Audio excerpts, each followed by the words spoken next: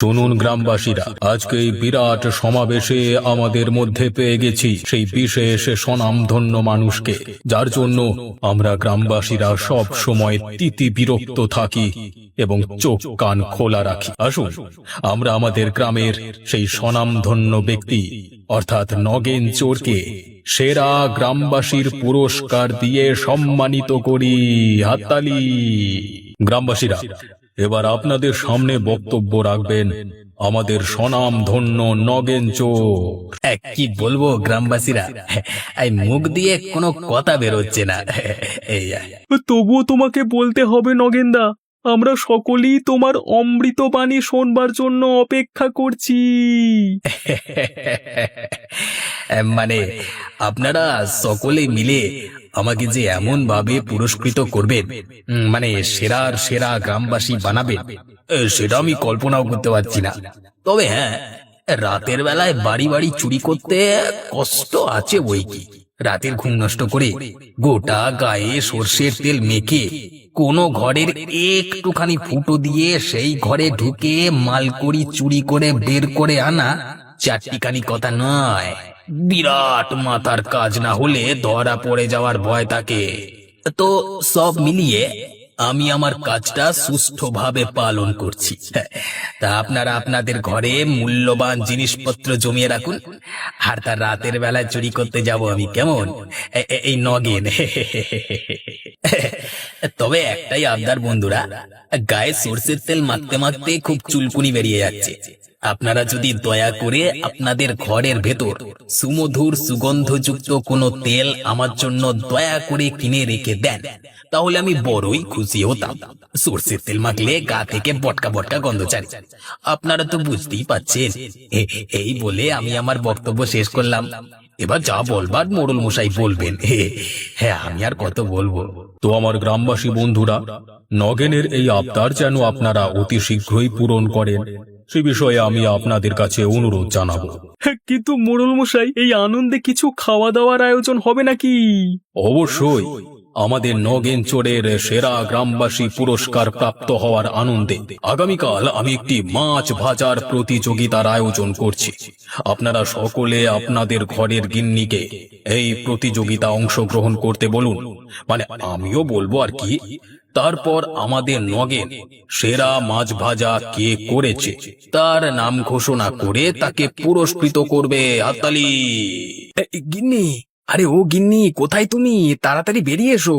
কি হলোটা কি? এরকম করে চিৎকার করছো কেন? আরে চিৎকার করব না, একটা দারুণ সুখবর আছে গো। সুখবর? কি সুখবর গো? আর তুমি এরকম হাঁপাচ্ছ কেন? আরে শোনো শোনো গিন্নি, আমাদের নগেনদা আজকে সেরা গ্রামবাসীর পুরস্কার পেল।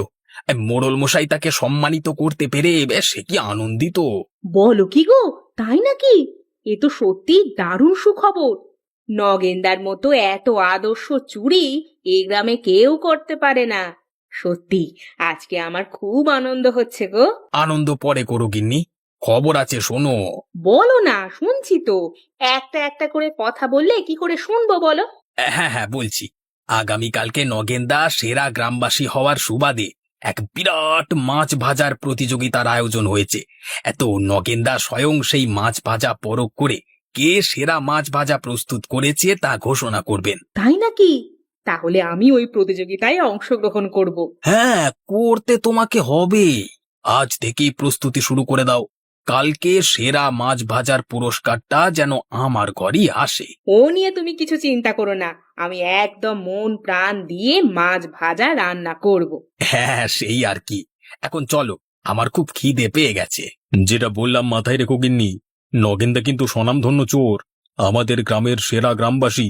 অতএব মাছ ভাজা রান্নাটা এমন ভাবে করবে যেন নগেনদার মুখে লেগে থাকে, তাহলে এই নগেনদার কাছে সেরা পুরস্কারটা আমরা নিতে পারবো। ওগো, সে নিয়ে তুমি কোনো চিন্তা করো না।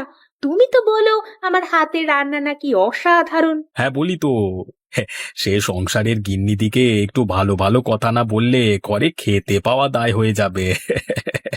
তার মানে তুমি কি বলতে চাইছো, আমি ভালো রান্না করি না? আরে না না গিন্নি, আমি সে কথা বলছি না। তবে কালকে তোমার প্রতিদ্বন্দ্বী অনেক লোকজনই থাকবে, তাদেরকে হারিয়ে তোমাকে সেরা পুরস্কারটা জিতে নিতে হবে। অতএব মাছ ভাজা রান্নাটা যেন সেরা সেরা হয়। হ্যাঁ ঠিক আছে গো, আমি চেষ্টা করব। হ্যাঁ সেই আর কি। এখন চলো চলো, আমাকে খেতে দেবে, চলো, প্রচন্ড খিদে পেয়ে গেছে। শোনো গিন্নি, এই মাছ ভাজার প্রতিযোগিতা কিন্তু যা তা প্রতিযোগিতা নয়। এখানে স্বয়ং নগেন মাছ ভাজার স্বাদ পরখ করে দেখবে। অতএব তোমার রান্নাটা এমন সুস্বাদু হওয়া উচিত যাতে নগেন একবার খেলে বারবার খাওয়ার জন্য রাতের বেলায় আমার ঘরে চুরি করতে আসে। বলো কি গো, এত সুন্দর রান্না আমি কি করতে পারবো? পারবে পারবে গিন্নি, তুমি ঠিক পারবে। মনে রাখবে, নগেনের পায়ের ধুলো যেন আমার ঘরে পড়ে সেই বন্দোবস্ত তোমাকেই করতে হবে। ভাবো দেখি, আজ পর্যন্ত সকল গ্রামবাসীর ঘরে সে চুরি করেছে, শুধুমাত্র আমার ঘর ছাড়া। এরকম করলে হয়? ঠিক আছে গো, আমি কালকে মাছ ভাজার প্রতিযোগিতায় সেইভাবেই মাছ রান্না করব যেন নগেন একবার মুখে দিয়েই তার পদধূলি আমার ঘরে দেয়। হ্যাঁ, এখন আমাকে খেতে দাও, আমার খিদে পেয়েছে প্রচন্ড। গ্রামবাসীরা, একই দেখছি আমি, মাছ ভাজার প্রতিযোগিতায় শুধুমাত্র 3 জন অংশগ্রহণ করেছে। আমি বুঝতে পারছি নগেনের খাবার স্বাদ আপনার ঘরের স্ত্রীরা পূরণ করতে পারবে না, তাই তো? তাই তারা ভয়েই অংশগ্রহণ করেনি। আপনি ঠিকই বলেছেন মোড়ল মশাই। স্বনামধন্য মহাপুরুষ নগেনকে খুশি করা আমাদের গিন্নির কর্ম নয়। বেশ, তবে আমি আজকের মাছ ভাজার প্রতিযোগিতায় অংশগ্রহণকারী 3 জন প্রতিযোগীর নাম ঘোষণা করছি। প্রথম গিন্নি মানে আমার গিন্নি, দ্বিতীয় লতা মানে গোপালের গিন্নি, আর তৃতীয় রেশমা মানে সুখেনের গিন্নি। তোমরা সকলে তোমাদের সামনে আস্ত ইলিশ মাছ পেয়ে গেছো ইতিমধ্যে। তো এবার আমাদের স্বনামধন্য নগেন ইশারা করলেই প্রতিযোগিতা শুরু হবে। আমি অনুমতি দিলাম। স্বনামধন্য নগেন অনুমতি ইতিমধ্যেই দিয়ে দিয়েছে। তোমাদের হাতে এখন 1 ঘন্টা সময় আছে, তোমরা তোমাদের মাছ ভাজা শুরু করো। আমার কর্তা আমাকে বলে দিয়েছে মাছ ভাজা রান্না করে নগেনের পদধূলি যেন আমাদের ঘরে নিয়ে আসা হয়। এখন আমাকে যা হোক করে এই প্রতিযোগিতায় জিততেই হবে। আমার কর্তাও আমাকে বলে দিয়েছে নগেনদার কাছ থেকে সেরা মাছ ভাজার পুরস্কারটা যেন আমিই নিই। আমি কি এখানে খেলা করতে এসেছি নাকি? দেখি আমি থাকতে তোমরা কেমন নগেনদার কাছ থেকে সেরা পুরস্কারটা নাও। একবার মাছ ভাজা শেষ হোক, তারপর আমি দেখাবো আমার খেল। তোমাদের সময় শেষের দিকে প্রায়, আর মাত্র 10 সেকেন্ড বাকি। তোমরা তোমাদের ভাজা মাছ প্লেটে তুলে প্রস্তুত করো। ব্যাস, তোমাদের সময় সমাপ্ত হলো এখন। এরপর আমাদের স্বনামধন্য নগেন নিজে ভাজা মাছের স্বাদ নিয়ে বলবেন কাদেরটা সেরা হয়েছে। স্বনামধন্য নগেন, চলুন। আরে আরে, কি হলো? এই লোকটা কোত্থেকে এলো? ওরে ধর ধর, এই লোকটাকে কেউ ধর।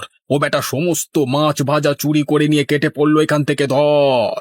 তাহলে কি স্বনামধন্য নগেনের পদধূলি আমাদের ঘরে পড়বে না? আরে আরে, সেসব পরে হবে, আগে সকলে মিলে ওই লোকটাকে ধরো। ওরে বাবা রে, মরে গেলাম রে। উরি বাবা, ওরে বাবা রে, মরে গেলাম রে।